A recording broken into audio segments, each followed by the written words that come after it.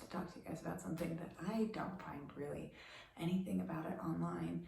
And I know a lot of people, at least a lot of my friends go through it. I don't know about you guys, but it's sensory overload, where there's too much light happening, or there's too much sound happening, or there's a scent or a feeling where it's just too much at once and you're just freaking out and your heart rate goes up and but there's nothing really out there about how to work through that sensory overload when you're in a place like a meeting where you can't leave, or you're at like a grocery store and you really need to get your groceries, but you can't because your anxiety is just skyrockets.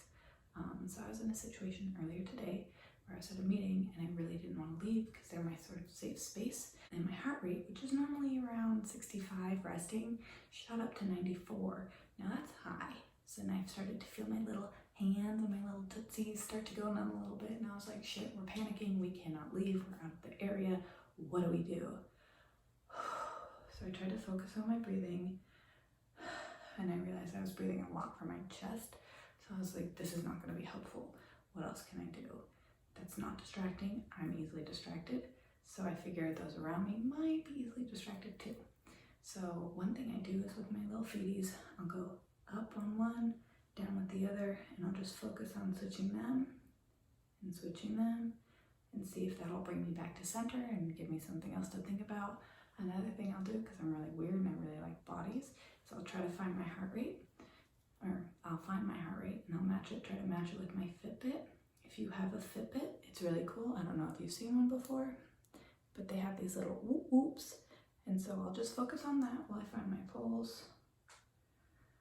I really focus on my breathing, and it's a good distraction. Another thing is I'll try to focus on one spot if I don't want to be like that weird person who's checking their pulse in the middle of a freaking meeting or in the middle of the store, because that's like a dead giveaway.